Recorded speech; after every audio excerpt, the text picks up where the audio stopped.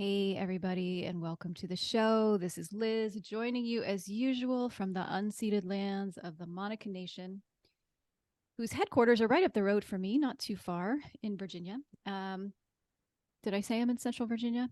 I'm in Central Virginia. And if you want to know whose native lands that you are residing on, you know what? I'm going to start over. I'm scattered. Give me a second. Okay.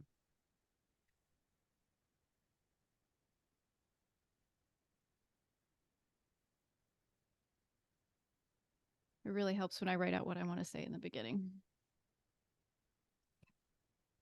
I will cut this part off. Hey, everybody, and welcome to the show. This is Liz, and I am joining you as usual from the ancestral lands of the Monacan Nation in Central Virginia.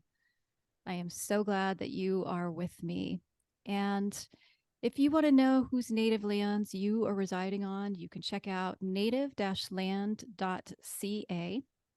I've also been mentioning lately to check out the Coalition of Natives and Allies. This is a small group of Indigenous women and their white allies. One of my past podcast guests, Arla Patch, is a co-founder of this group. She's also the incredible artist who designed my book cover. But they have a lot of educational resources on their site. They've also recently produced a short film that I had the privilege of seeing. It's really wonderful, and they're accepting applications right now for showing it in small group educational settings. So I'm going to put this information in the show notes. But all that's to say, if you want to learn more about the native lands that you're on, wherever you are in the world, you can check out that map. I think it covers the entire world. And if you're interested in learning more about the history here in the US, definitely check out the Coalition of Natives and Allies. Okay, I have a big announcement to make before we get to the show. I have recently launched the Home to Her Academy, and I am so very, very, very excited about this. This is a school, and the vision of this school is to bring together qualified, really engaging instructors who can teach about the sacred feminine. And specifically in ways that are first rooted in the historical record. If you've been listening to the show for a while, you know that this is really important to me. But can also bring in this embodied, intuitive knowing. So inviting us to know with more than our minds. I really see that as a both and as opposed to an either or. I think we can have both. We don't have to choose between those things. I want people who can help teach in a way that's intersectional. So, really addressing head on these messy entanglements of spirituality, patriarchy, misogyny, racism, colonialism, etc. And then finally, teachings that are practical. So, meaning that we can really apply this to our ordinary, complicated lives. So, I'm super excited about this. I am teaching the first course, which is called Home to Her Story, Home to Your Story. This kicks off Sunday, September 10th. I've been working on this class in one way or the other for nearly 5 years. And it is my spin on an introduction to the her story of the sacred feminine with an eye specifically towards understanding what this actually has to do with you and your life. So we will talk about the her story in a way that I promise is not going to be boring. We will move and flow and practice feeling sacred feminine wisdom in our bodies in every class. And then my favorite part is the creative writing portion, which will invite us to practice spelling the world we want into being via storytelling exercises, which I have found to be super powerful in my own life. So this is a 6-week live class that kicks off Sunday, September 10th. We meet Sunday afternoons, Eastern time. The classes will be recorded if you can't join them live. You can learn all about it at hometoheracademy.com. And you can also sign up for the newsletter so you can be notified of other classes as they're rolling out. It's funny to have all this work in the back end and people not see it. You can't really see it there yet. You can see my class, but I have been working super hard behind the scenes. I'm talking to so many amazing individuals that are going to join me to teach future classes. I am knee deep in planning a course around the divine feminine and mothering with an amazing instructor. I'm just going to have to leave you hanging on that on that one until I can tell you more. But anyways, go check out hometoheracademy.com. And thank you for supporting my work. And while I'm speaking about you supporting my work, if you'd rather read about the sacred feminine, please consider checking out my book, Home to Her, Walking the Transformative Path of the Sacred Feminine from Womancraft Publishing. It is a 2023 Nautilus Gold Award recipient. Wahoo! And it's available wherever you buy your books. But please do, if you want to buy it, consider buying it from Womancraft, which is an amazing woman-owned business, or order it from your local bookstore. If you have read it and you liked it, your reviews on Amazon and Goodreads are super helpful. And same goes for the show. If you like it, I would be so grateful for your favorable reviews. Reviews on Apple Podcast, iTunes are super helpful, but I'll take them anywhere. And I'm always grateful for your feedback too. I love it when you reach out to me via social media channels and just tell me what you think about episodes, give me your reflections. So please always feel free to do that. And I think that's all my announcements. So let's get down to business with why you're really here today. Oh, I will put all that in the show notes. There you go. All right. I'm so honored to know my guest today. She is a wise, witchy woman, a beautifully inspired writer. She's a fellow Womancraft author. She's one of my co-presenters at the Parliament of the World Religions this year, which I think when this airs, we might actually be at. And someone that I feel so privileged to call my sister and friend on this divinely inspired path. She is also the author of 2 of my favorite summer reads. I say 2. She's got 3 in the series, but I've only read the first 2. I know we're going to talk about them. So let me go ahead and introduce her to you now. Gina Martin is a founding mother and high priestess of Triple Spiral of Dunashi, a pagan spiritual congregation in the Hudson Valley. She is a ritualist, teacher, healer, mother, and writer of sacred songs. Her When She Wakes series, which includes the titles Sisters of the Solstice Moon, Walking the Threads of Time, and She Is Here, are published by Womancraft Publishing. And she is the curator and composer of Woman Chanting, a compendium of sacred songs and chants. Her latest contribution is to women's sovereignty and body autonomy beyond Roe v. Wade, an anthology published by Girl God Books. She is currently enmeshed in a middle grade series entitled Daughters of the Goddess, to be published soon. I'm very excited about this since I have a middle grade child.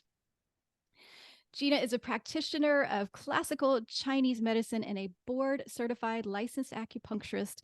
She lives as a steward of the land that previously held a village of the Ramapo Lenape, where people can come together now to remember the old ways. She is kept company by her husband and dogs, as well as the she who live in the hills. Gina, I am so happy to have you here. So glad we're making this happen. Thank you for joining me. Oh, it's a great privilege. I'm excited to be here.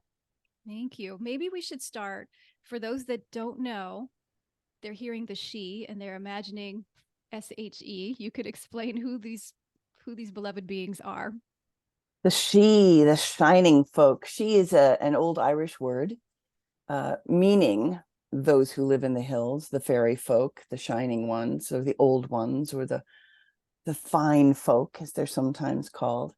And you know this, and probably most of your listeners know this, but this section of what we call mountains, but other people might call hills, were originally all part of one continent and connected to Ireland and the Highlands of Scotland.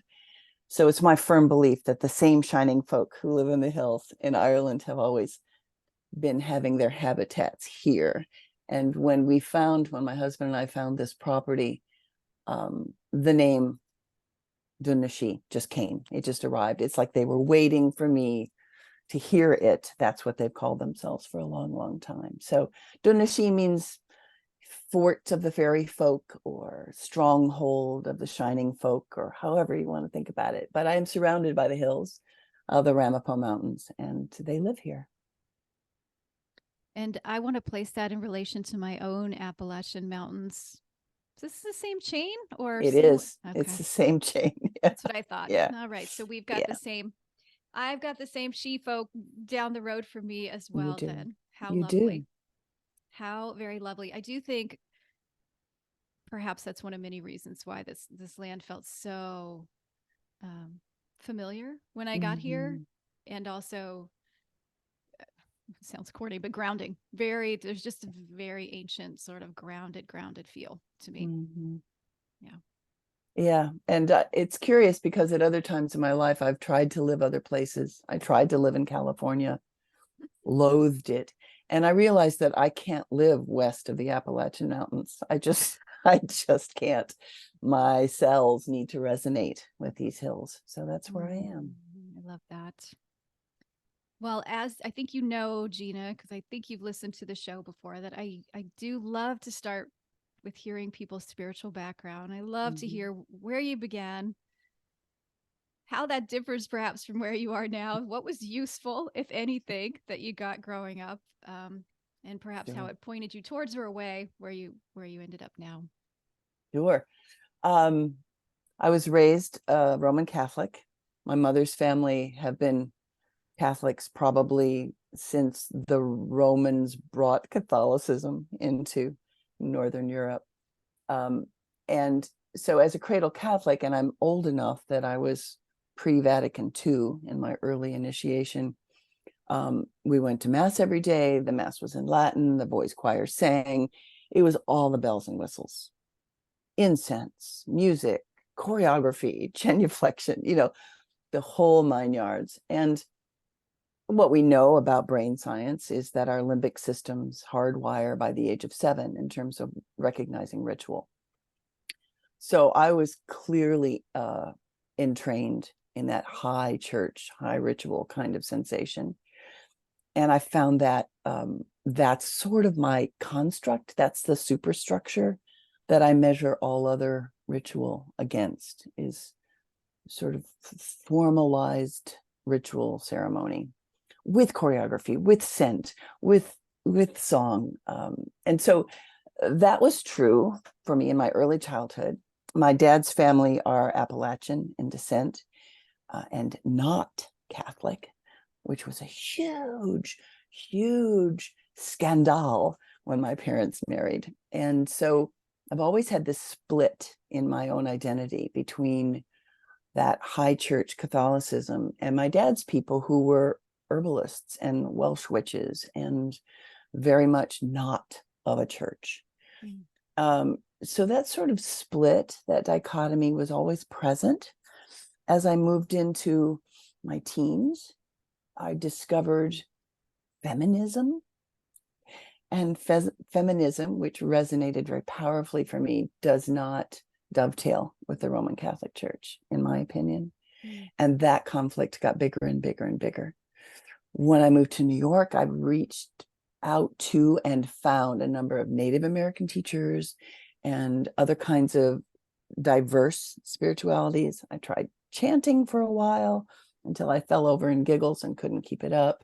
And but through it all, it became clear to me that there was a presence, an energy that felt like home. Mm. Speaking of the name of your podcast, that felt like home. And so when my husband and I got married, my current path hadn't really formulated, but it was clear to me that I wanted a woman minister, and we found a fabulous woman minister in the Presbyterian Church. We aren't Presbyterians, but you find the girls where you can find the girls. And it also became really clear to me that within that ceremony, I could not use a God the Father language. And I Mm. wasn't sure why I was so convinced that that was true, but it was. So that really became, I think, the jumping off place for me in this current iteration of my spirituality. Very goddess centered, very focused on creating space where women are safe, where girls are safe. My current congregation, Triple Spiral of Donashi, was specifically started so that girls could have a place to be in ceremony and ritual and learn the power of being female in the world and learn of the goddess. And then that morphed into, well, we have sons too. Well, okay, so let's create stuff for the boys to do. So we created equinox and solstice ceremonies where we would hike up one of the nearby mountains before dawn, because that's exciting for the boys to hike in the dark, right? Hike up to the peak of the mountain and watch the sunrise. And we did that for a long time, for a decade. And then we started having fire feasts, Beltanes and Samhains, where we invited everybody. And so the congregation went from being a very small, select, female only, moon oriented goddess ritual to a much more expansive kind of group of humans looking to be able to resonate in the old ways. Um, so that's the journey that I've gone on. And each time I ignore her, because I'm good at ignoring her voice in my body, she comes back and smacks me upside the head with a cosmic 2x4. And then I listen, and then I make the necessary movements in the outside world to make space for her. Um, yeah, I like the yeah. cosmic 2x4. I think it depends on choose your metaphor, right? Maybe it's because I did spend so many years in California. I think of like getting the rug right yanked out from under me, the earthquake, like literally like I thought I was standing on solid ground. No, no, you're not. No, Yeah. no, you're not. Yeah. I mean, it's fascinating, isn't it? How this force, this creative force, source, she, whatever you want to call it, how she's so present and so obvious and yet can remain so hidden to us. And then she keeps bumping into us and smacking us and yanking the rug out from under us until we listen. And so Mhm. to me, it's curious how long it takes me to listen. I mean, I think of myself as an open-minded, open-hearted seeker. And still, it will take years for me sometimes to get a message. Well, and I don't want to jump ahead too fast. I have these questions for you, but maybe we'll just go there because this is what I'm thinking of as you're saying that's well, you know what? Let me go back really quick. I'm going to make a note so I don't lose that thought. Can you explain to listeners Vatican II for people who are not raised in the Catholic faith? I'm not sure I know what that is. So, Okay, Vatican II was a convocation of bishops and scholars that happened in the early 1960s. So I am talking antediluvian times here from many people. And um, the point of Vatican II was to find a way to make the church more accessible, more approachable. So, the Catholic Church hadn't really changed much in, let's say, 1200 years up until this point. Minor shifts, but, at a glacial pace, changes happened in the church. But Vatican II was radical. So what happened literally overnight for me in my education, in all the way through the second grade, everything was as it had been. Latin Mass, the priest faced away from us. It was all very, we were observers.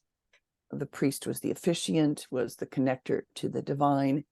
And it was only through that you had access to the divine in a language that none of us understood, mm-hmm. in a magical language that none of us understood. And with Vatican II, what suddenly happened, and it felt to me, talk about an earthquake, it felt tumultuous in that suddenly overnight, the priest flipped around and faced the congregation. This was huge. The Mass was in English or in any native language around the world. Suddenly, the Mass was in a language of the people who lived there. And that made such a degree of access to ceremony and ritual that hadn't been present before. And with it came all sorts of social activism ideas and, opening things up, and the boys' choir was gone, and we still didn't have girl servers at the altar. They were still altar boys, but Mm-hmm. there was suddenly a feeling of shift, change, possibility. So many people hated it, absolutely loathed that change because they were so held securely by the ritual that they'd grown up with, that limbic system thing again. Some people were really excited by the shift.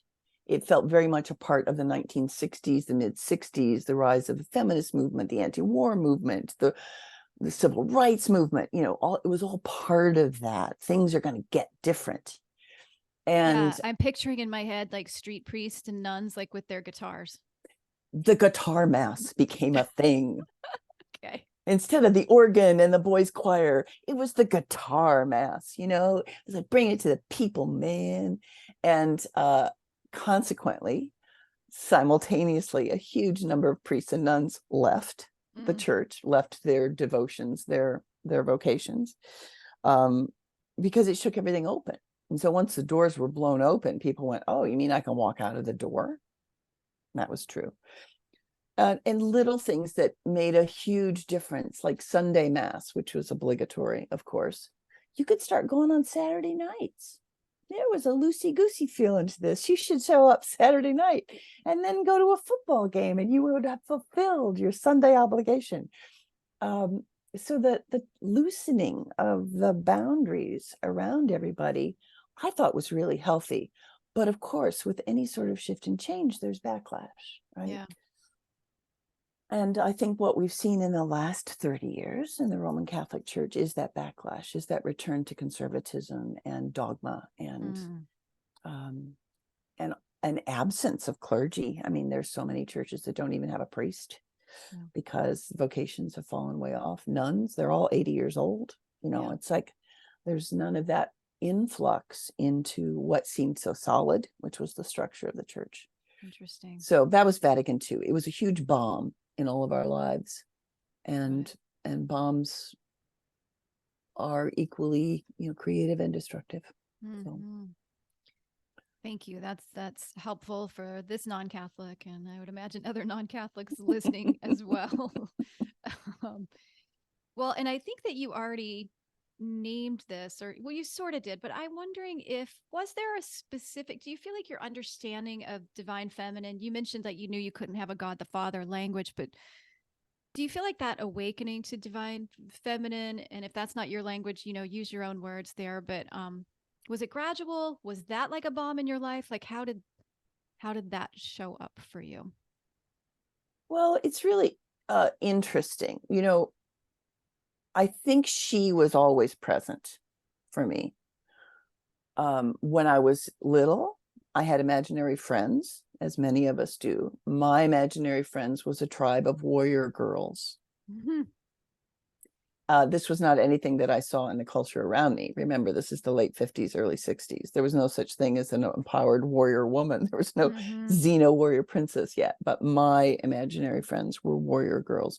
And I think this was a way of the divine feminine giving me support and comfort at a time when that was the only way I could hear it.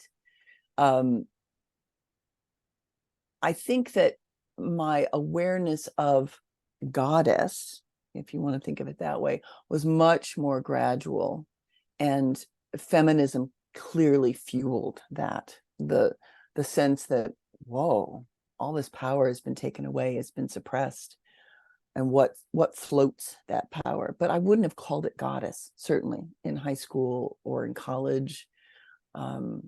It was much later, as I began to explore other kinds of spirituality, Native American spirituality and Buddhism and things like that, that I became more aware of it. And still the language felt awkward to me. Goddess felt really awkward, felt like I should say it quietly and look over my shoulder to make sure that nobody was listening. So coming into that, stepping into owning that, has been inch by inch, painful inch by inch. And one of the most profound instances for me is I had started with a couple of other women, had started Triple Spiral of Donoshi in the year 2000 on this land here. And I had been ordained by a woman who considered herself a priestess of the goddess and was also a Presbyterian minister. And we called her our mole in the patriarchy. She was in the first graduating class that ordained women at Union Theological Seminary. Wow. So a real glass ceiling crasher, my friend Lee Hancock. So I had achieved this, and I had this congregation, and then 9/11 happened. And suddenly, people were searching for comfort and solace and spiritual direction. And in one of the local river towns in Nyack, they were holding a multi-faith memorial at the big park at town by the river. And a friend of mine was on the committee, and she was asked, are there any pagans? And she said, I know a pagan. And so I was invited to come and be one of the many clergy people who presented ourselves as holding space for this memorial. And I remember standing there shivering so hard that you could probably see me from a distance, shivering, because I was going to stand up in front of the town, in front of a lot of people I knew, and say I was a priestess of the goddess. I'd never said that outside of the safety of my grove. I'd never said it aloud. And I was so terrified. absolutely terrified. And of course, there's generational trauma being Yes. piled on at that moment. But it felt important for her to have a voice in this event. And I was her mechanism to be that voice.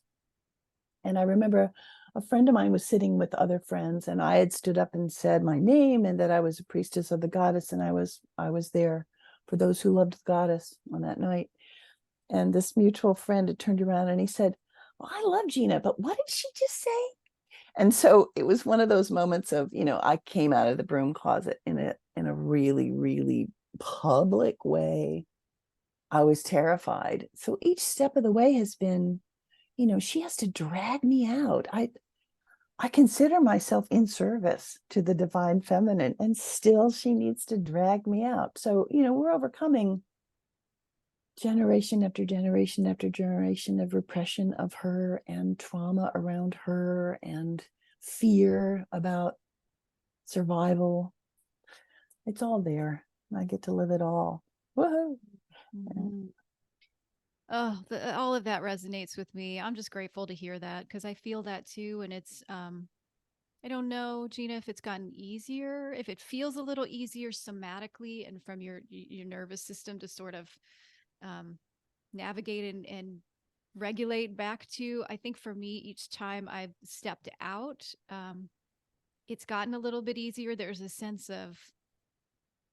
sense of purpose to me in Mm-hmm. service that each time I kind of bump up against that wall of fear or whatever, and I figure out how to move through it, the service piece and the purpose piece gets louder, and it sort of feels like the Yeah. hand at my back that gets a little bit stronger. Or then I realize that the hand is in my back and I'm carrying myself forward too. I don't really know, the right metaphor for that. But I wonder if Yeah. it's gotten a little bit easier for you over time, or easier to bounce back from the fear, or how It would you say? has gotten a lot easier every single step. We had been in congregation for about 10 years. Well, let me back up. We've been in congregation for about 7 years when I started getting the message that we should incorporate as a 501c3.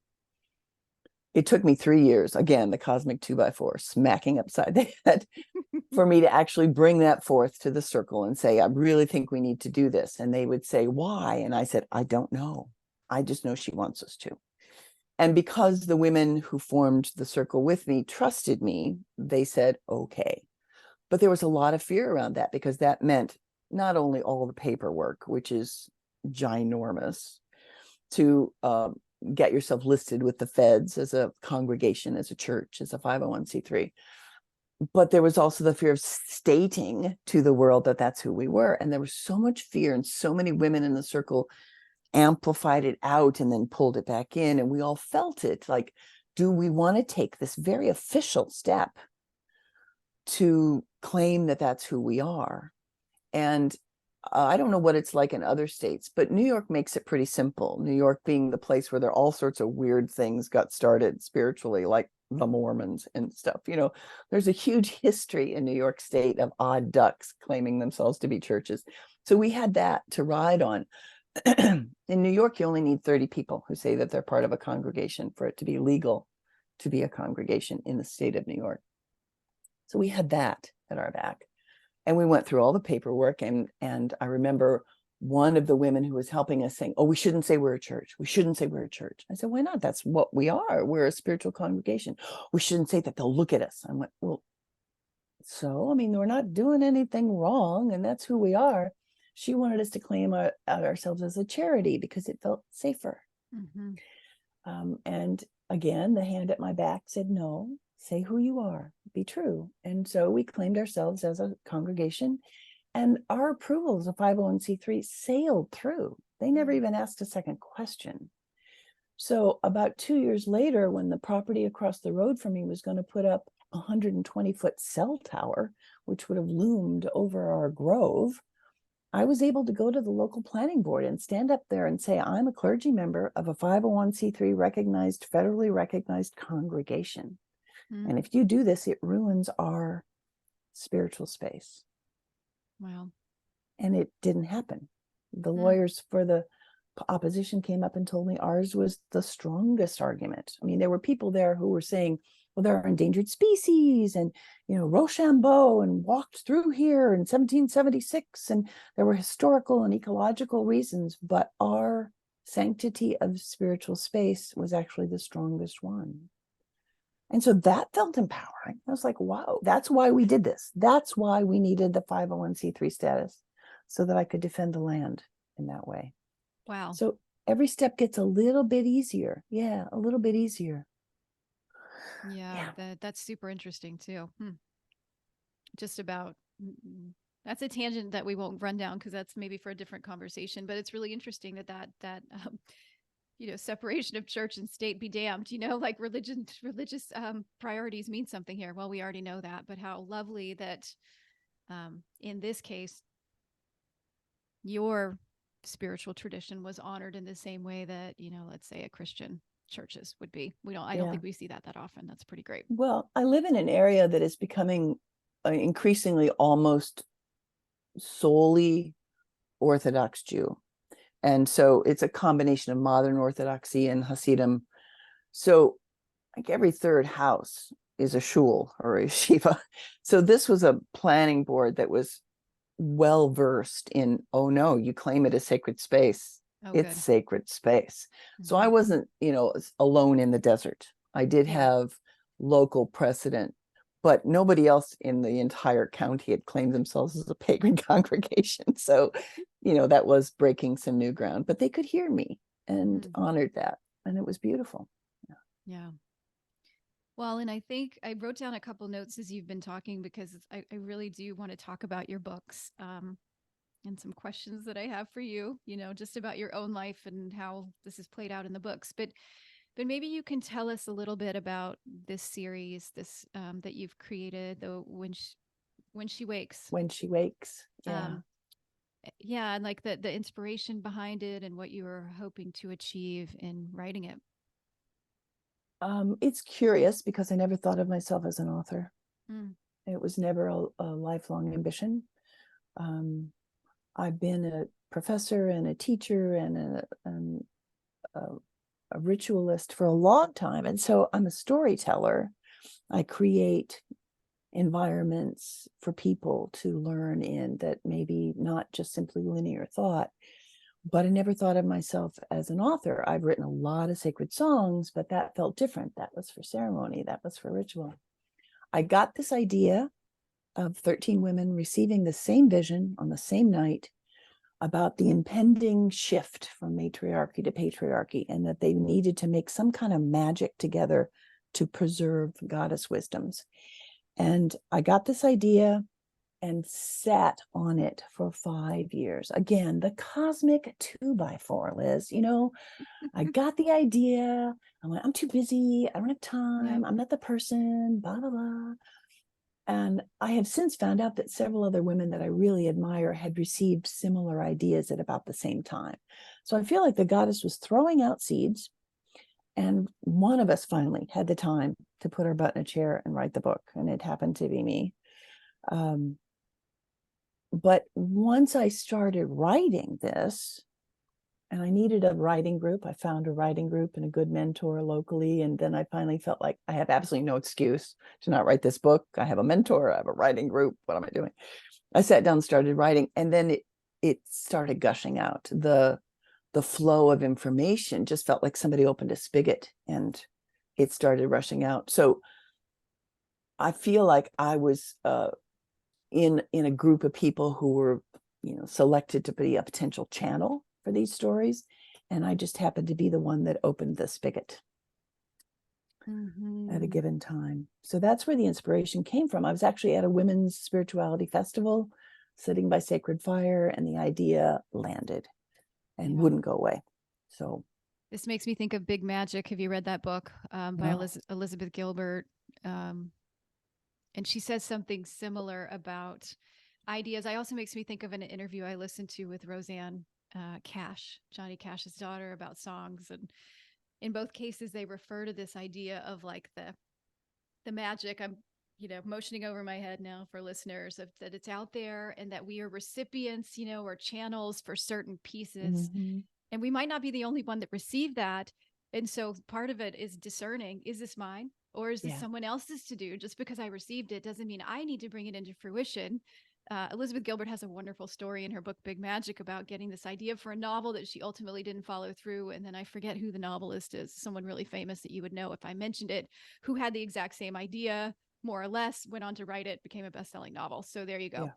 There you go. And they got together and laughed about it. And Roseanne Cash talks about how sometimes that she would feel that there was these song ideas out there floating around, and she, if she was so nervous if she didn't grab it, that Lucinda Williams or some other incredible singer songwriter was going to get it and do it Who's going to instead of get it? her. Yeah. Yeah. It is that feeling like in the cosmic mind, there are things that need to be brought down onto this plane, that need to be heard. And that, the cosmic mind is sort of searching around, looking for who's actually going to listen and do the thing. Because you can hear the message, but then you have to do the thing. And the doing of the thing is not easy, especially in very busy lives. Yeah. To find the time to do it is not an easy thing to ask. So yes, it was fascinating to me after I had published Sisters of the Solstice Moon. I think the second book was out too, when I had this conversation with a couple of other women who said, oh yeah, about 7 years ago. I went, right around the same time.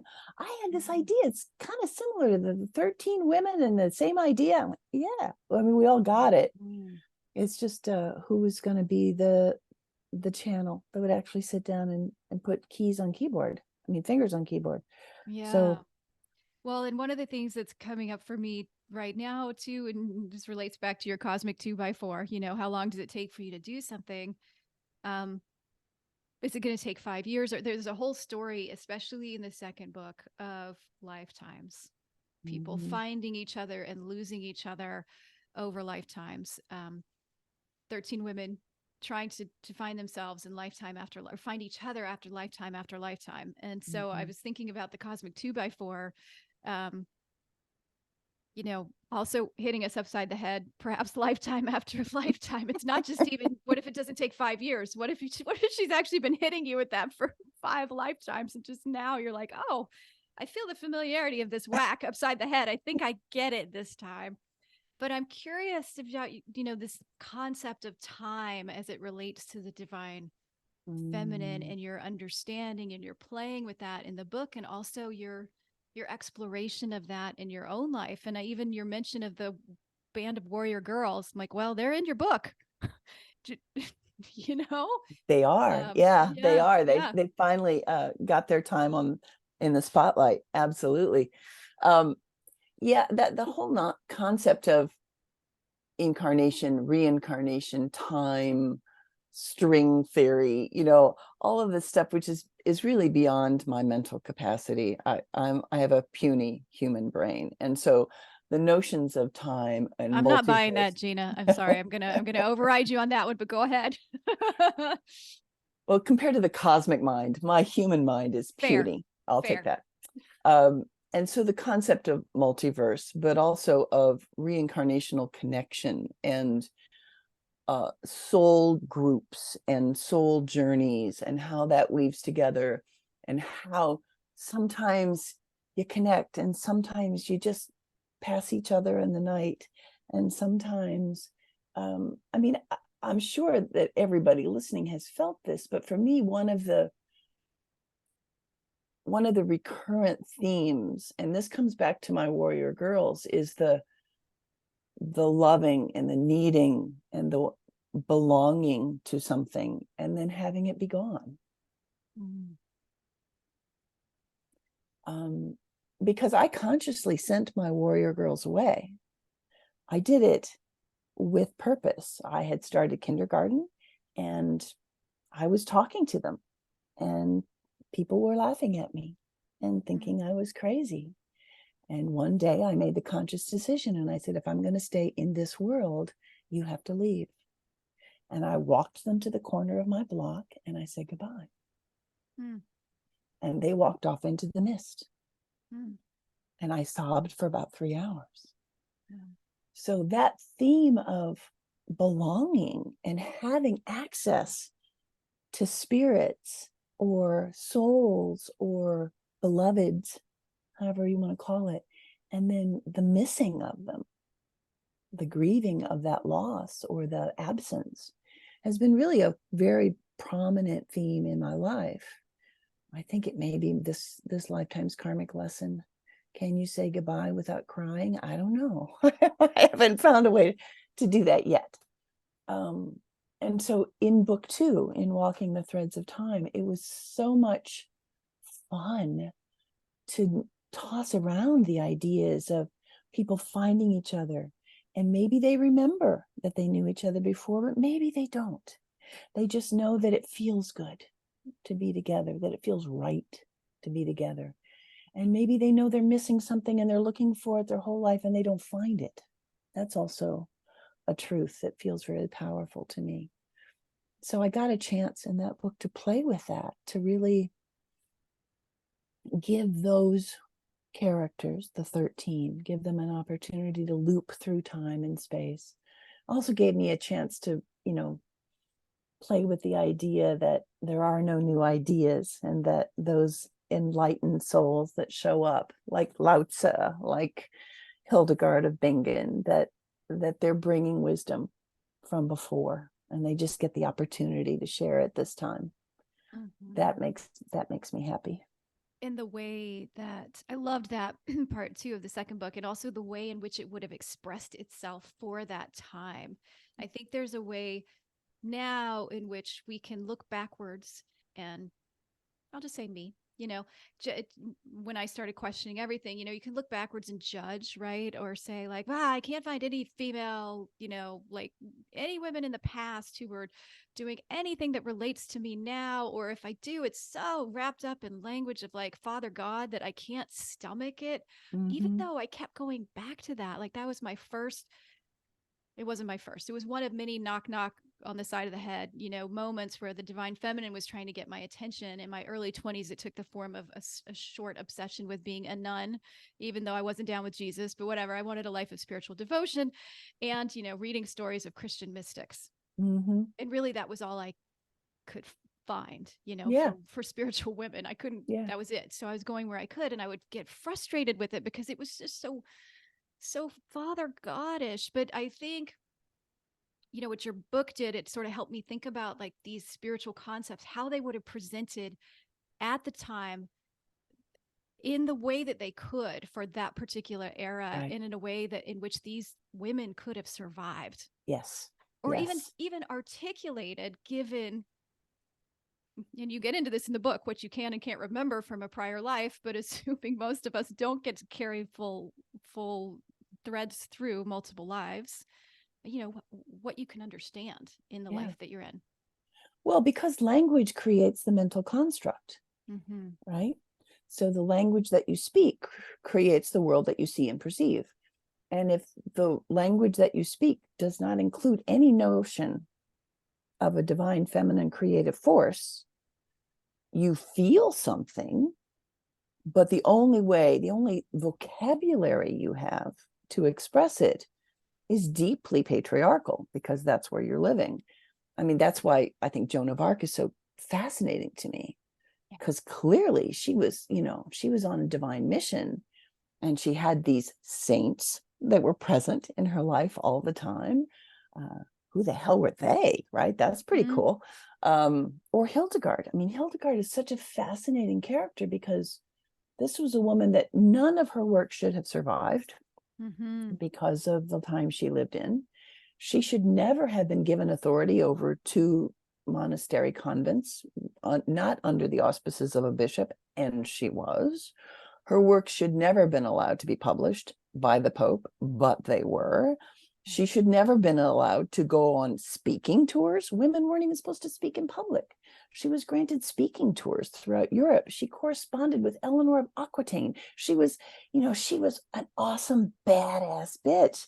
And she should never have been allowed to do that. Mm-hmm. So how come she did? Because she did use the language of the time. She did tweak it to include her understanding of life force and creativity. But, if you look at her stuff, it's pretty Father Gaudy, because it had to be. Yeah. Yeah. Um, and so, but still, look at what she accomplished, and look at what still survives, which is what's astonishing. Yeah.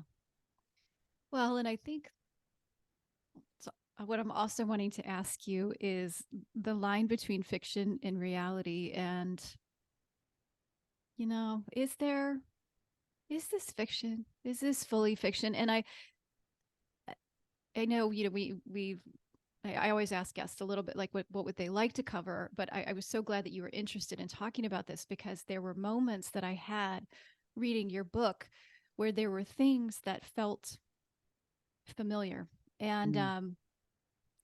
I included a brief mention about this in my own book. I was in ceremony once and looking across at another sister in the ceremony, and it was like something clicked, and I we were somewhere else and we had done this exact same thing, and I can't tell you if it was future or past. I have no idea, but I knew her and she knew me, and none of this was new to us. And then Mhm. it was just poof, Yeah. gone. And so that came up, when I'm reading your book. And so I'm curious for you, are you in this book? And like what is that line between fiction and reality? How do you see I that? I don't think there's any difference. Mm. I mean, I've thought about this a lot because every time I've finished one of these books and sent it to our joint publisher, to Lucy, she always asks me the same question: Is this real? And I always say, sure. Why not? It's that why not question. Because if we think about it, what is nonfiction? Nonfiction is someone or some schools of people's perspective on events. We all know that history written by the victors is really so much not the whole truth. Um, and so, is there any difference between nonfiction and fiction? Is there any difference really between the stories that are metaphorical and the stories that are so pragmatic? Mm. I don't think so. I think it's the choice of vocabulary. I don't I write books that feel true to me. Um, did Hildegard von Bingen have a tempestuous love affair and a child? Why not? Why not? Um, just because it didn't make it into some history book doesn't mean it didn't happen.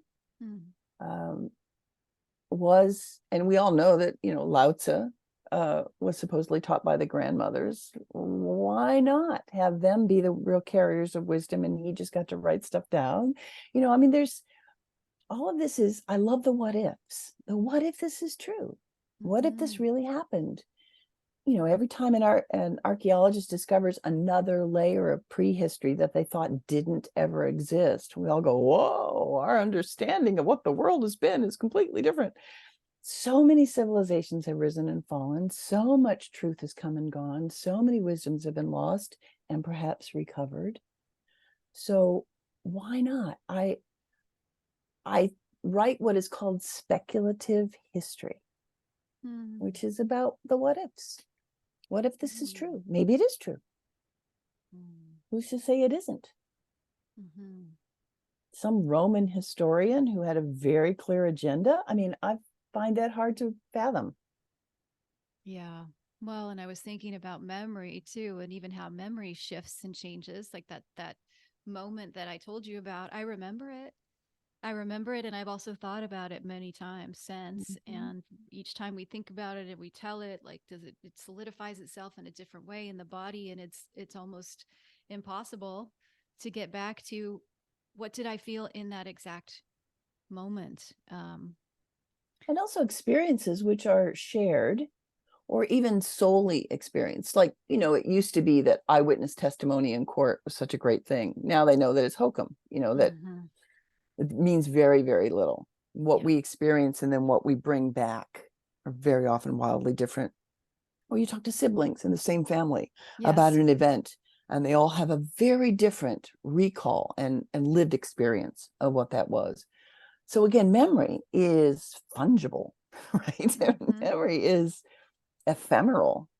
And since most of nonfiction or history is somebody's memories, Yes. can we trust any of it? I don't know.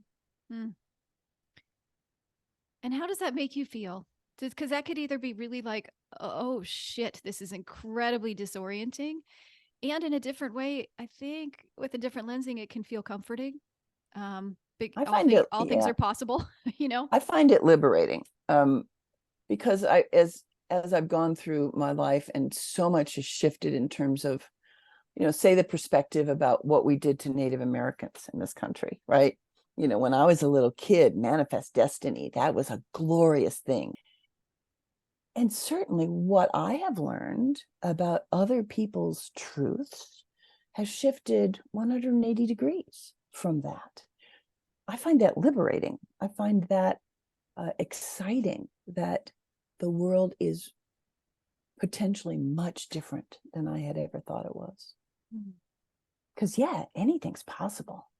Mm-hmm. And hopefully then, because I am a pathological optimist, hopefully that means things can be improved, can be made better, because the constructs of thought and dogma and religiosity and belief and patriotism, that those dogmas, those constructs are illusions, and we can break free of them. Mm-hmm.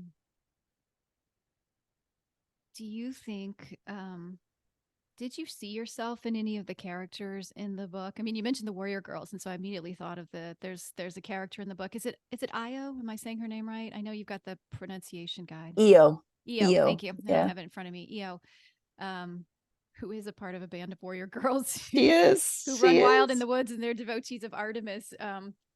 Did you see yourself in particular in any of the characters in the book? And were there memories or anything? Memories now that we talked about the Right. slipperiness of memories, anything that came to you as you were writing I these think, stories? and people have asked me this before, and I think, do I have favorite characters? Yes. Do I see myself in any of the characters? Yes, in all of them. I think Mm-hmm. there's some aspect of me in every one of these. And I would be deliciously involved in somebody's world, um, and find something that really resonated true to me and slide that in there. And yeah, EO and her band of warrior girls, loved them, loved the wild hunt, loved racing through the woods with them. Um, there is a character in book 3, which you haven't read yet, which I think is probably an idealized me, or a me that I would like to think I could be. And I'll let you read it, and then you can tell me later if you think you know who it is. Um, but yeah, there's an aspect of me in all of these powerful, empowered women. And their lives, of course, were very, very different because they grew up in a time when empowered women was the norm. So it Mm-hmm. was fun to explore that, to see what would it be like to have been a woman in that time and not have any constraints Mm-hmm. on your choices, your liberties, your potential. What would Mm-hmm. that have been like? What would it be like to have grown up in a time when women were considered divine? What would that feel like? Mm-hmm. Mm. Well, and I think this is an interesting or a good segue into thinking about fiction, and its ability to support, enact paradigm shift and paradigm change. And I wonder if you could speak to that. I certainly think this is very timely considering I feel like everything I see online is blowing up about Barbie, and just the impact that this is having on people. And granted, I hang out with and follow certain people, so it might not be having the same impact on everybody, but it seems to be affecting that. And I wonder if you could speak to fiction and stories, whether it's movies or books, as ways to push forward change that maybe our facts and reason and logic can't or don't. I think that's the only way to paradigm shift. Um, I mean, we are a species of storytellers and story listeners. If you think about, early clans, tribes, hunter gatherers, the gathering around the fire, the sharing of histories through stories, the retelling of the hunt, all of that. We're very attuned to story as a pathway to something, whether it's a pathway to an altered state through ritual, or a pathway to knowing who you are and what people you come from and having your history in your body or whatever. Story is that. And I think that certainly in my life, there have been some paradigm shifters. I mean, I come from a generation of women who read The Mists of Avalon and had the top of our heads blown off because Yes, I know. oh, this was true, possible, maybe even. I Although I mean, have to say, it really shattered me when I heard all the accusations against her. I have not been able to pick up that book since. I'm I sorry, know, I just have to say that. And I understand like that's a very totally complicated thing. very I complicated. had a Yeah. similar reaction, and then I have not. Yeah, I've not known what to do Well, I with the have book had since. hard Yeah, times with that. I mean, I read it when it first came out, yeah, which was, decades and decades ago, and it did blow the top of my head off. yeah, And then later, after the revelations about her and her life came out, I tried to read it again and I couldn't. yeah. And I will put this in the show notes, you guys. I don't want us to get off on a tangent Yeah, here, but so yeah, you can know what we're yeah. talking about. And so then again, there comes the question of the channeler and the human, right? Yeah, yeah. So, and also the story that much of what she channeled didn't come from her, came from somebody else. Mm, There's lots and lots and lots of stuff that she happened to be the fingers on the typewriter, but that the majority of that came from somewhere else, which feels very accurate to me actually. mm, Um, but there have been those stories in my life that have completely cracked me open, that have allowed for new possibilities. And and a silly one. I was in the 7th grade and I read Exodus and I became a Zionist. mm. I was the only Zionist in Fort Wayne, Indiana at the time. And of course my feelings have shifted, and my adult life has altered some things in how I feel about that. But yeah, story has the opportunity to crack you open from what you think you know. And whether it's a film or a TV show or a book, it doesn't matter. It's story. Because I think that studying facts comes into one section of our brain, and story slides in through the limbic system and through the verbal sections of our brain. And that's a very different kind of connectivity in brain science.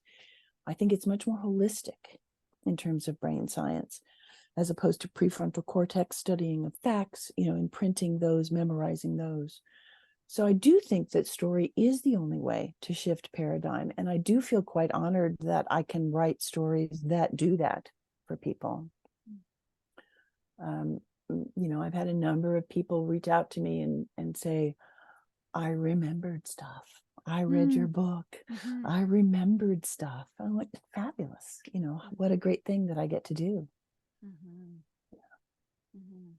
And create. I mean, I'm writing this series of middle grades books, which I had mentioned, and they are the origin stories of all of the 13 from Sisters of the Solstice Moon, because you don't get to spend a lot of time with them in their home worlds. In that book, you see them initially and then they leave, they go somewhere else. Mhm, So this is each one of those characters as a girl in her mm, home world, what it was like to grow up in that culture and that climate and that landscape with that set of orientations and that set of rituals for the goddess. What was it like?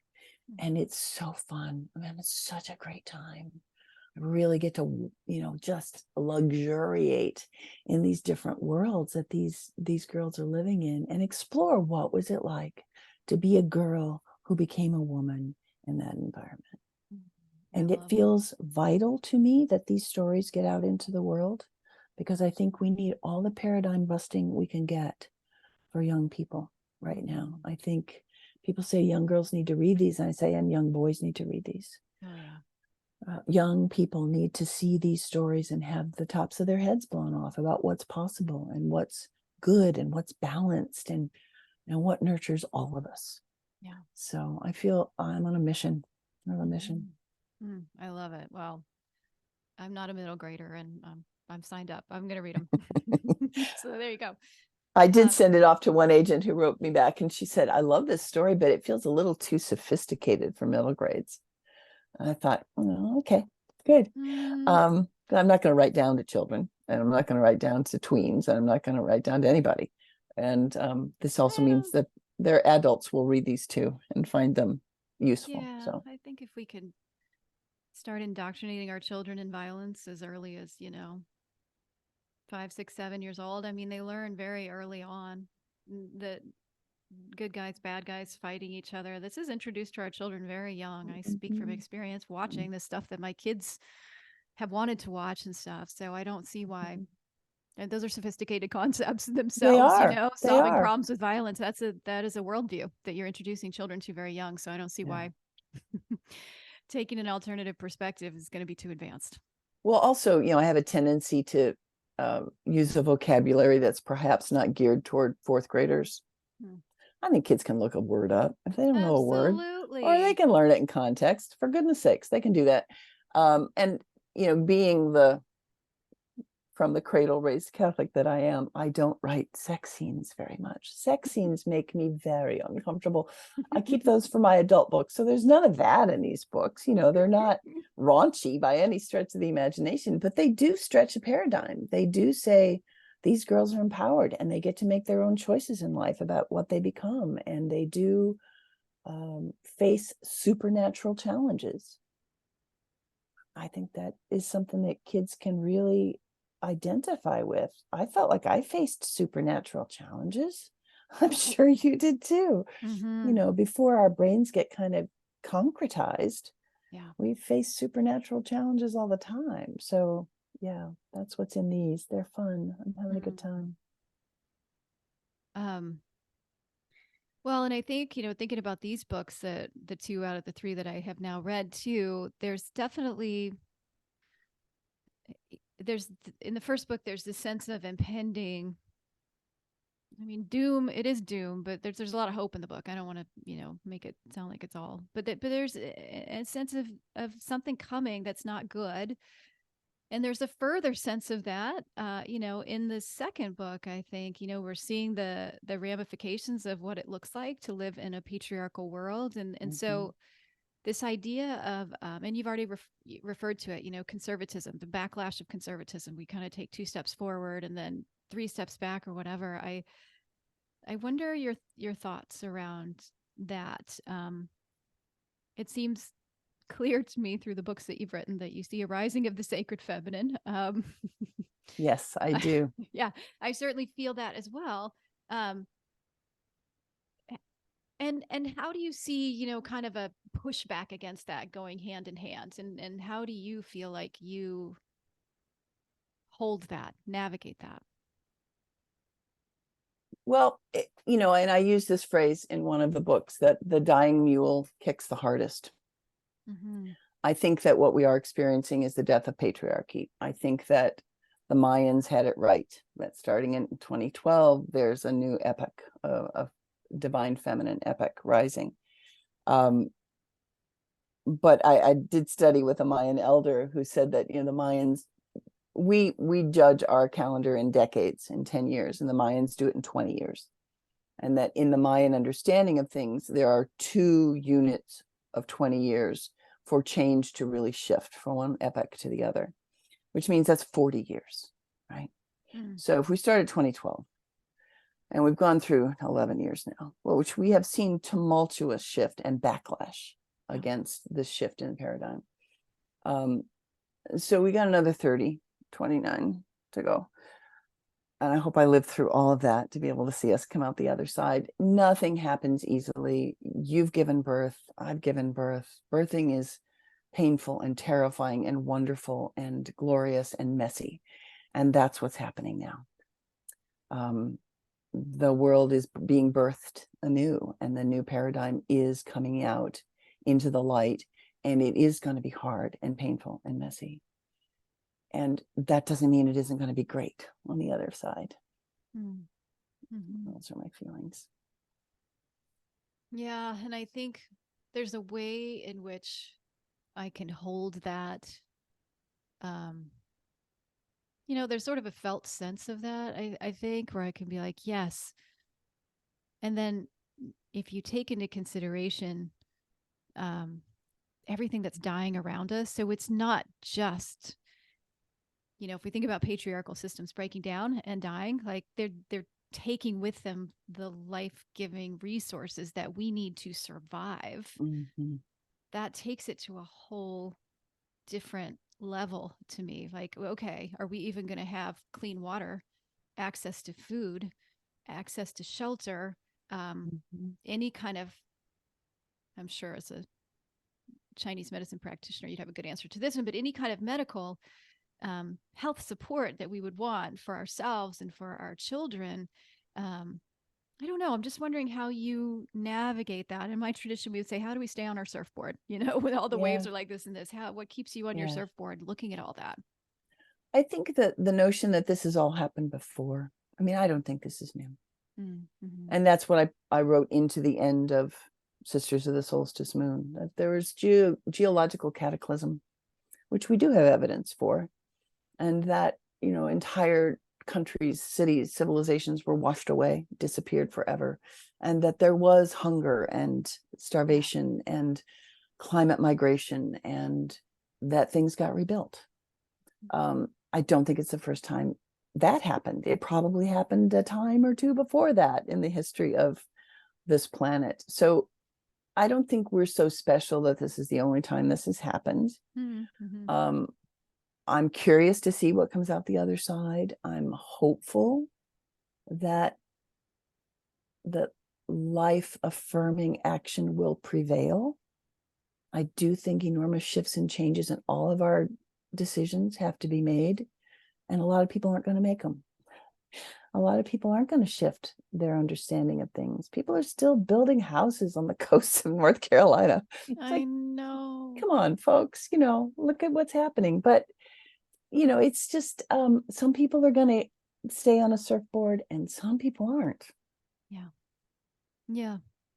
Well, and we get perhaps to come back around and try again in some other incarnation, in some other form, be it human Most or otherwise. likely, we all will. Yeah, Yeah. I have great Yeah. faith Yeah. in that too. Mm-hmm. Yes.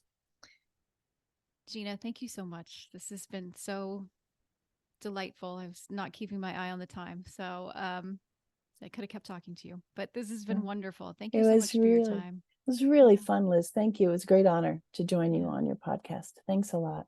Yes. And please, everybody, check out Gina's series, When She Wakes. It's from Womancraft Publishing. I'm sorry I hadn't had a chance to read the third book yet, because so who knows? Maybe I'll have to come back and talk about that one. But definitely go check them out. And and I will put And all the leave reviews on Amazon and Goodreads. Yes, this is so helpful to us writers, especially those of us who are writing not within the framework of the big patriarchal capitalist system, that has a giant PR machine behind it. Your reviews really, really do matter. So that would be amazing. I'll put all that in the show notes, how you can do that too. And then, as always, just thank you for listening. I'm so grateful that you're here and you want to listen to these conversations. And if you like the show, you can subscribe to it. You can leave it a review. You can tell your friends about it. You can do all those things. And until next time, take very good care of yourself. And I will speak to you again soon.